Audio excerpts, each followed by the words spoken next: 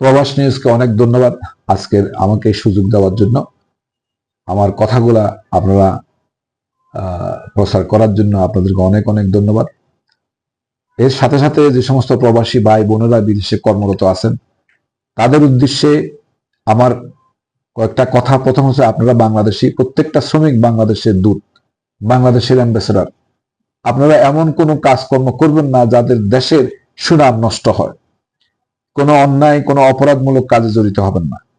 আর আপনারা যে রোজগার করবেন সেই রোজগারটা বৈধ পথে দেশে পাঠাবেন। অবৈধ পথে হুন্ডির মাধ্যমে আপনারা কোনো টাকা পয়সা দেশে ফেরত করবেন না। হুন্ডির মাধ্যমে ফেরত করলে দেশের দুর্নীতি বাড়ে, সন্ত্রাস বাড়ে এবং দেশের সত্যিকারের কোনো উন্নতি হয় না। আপনারা আমার দেশের সুনাম রক্ষার জন্য যে দেশে চাকরি করবেন সেই দেশের নিয়ম শৃঙ্খলা মেনে থাকবেন এবং দেশের সুনাম বজায় রাখবেন, বৈধ পথে টাকা পাঠাবেন। আপনাদের কাছে এটাই আমার বিশেষ অনুরোধ। আর যে সমস্ত ভাইয়েরা বিদেশ যাবেন তাদেরকেও বলতেছি, আপনারা কোনো মধ্যস্বত্বভোগীর মাধ্যমে যাওয়ার চেষ্টা করবেন না। আপনারা সরাসরি রিক্রুটিং এজেন্সির মাধ্যমে যাওয়ার চেষ্টা করবেন এবং যেই দেশে যাবেন সেই দেশের নিয়ম কানুন জেনে যাবেন এবং যেই কোম্পানিতে চাকরি করবেন সেই কোম্পানির বেতন ভাতা সুযোগ সুবিধাও জেনে নেবেন।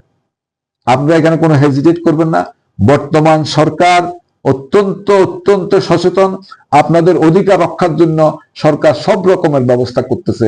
আমরা আপনাদেরকে সহযোগিতা করব, আপনারা আমাদেরকে সহযোগিতা। দালাল নির্ভরশীলতা, দালালের উপরে নির্ভরশীলতা কমিয়ে সরাসরি রিক্রুটিং এজেন্সিতে আসেন। কোনো কিছু জানতে গেলে আপনারা বিএমইর থেকে জেনে নেন কারা কারা বৈধ রিক্রুটিং এজেন্সি। দালালের কাছে যাবেন না। এটাই আপনারা সবাই এই কম খরচে কম সময়ে বিদেশ যাওয়ার চেষ্টা করবেন। আমরাও আপনাদের সেই চেষ্টা বাস্তবায়ন করার জন্য চেষ্টা করতেছি।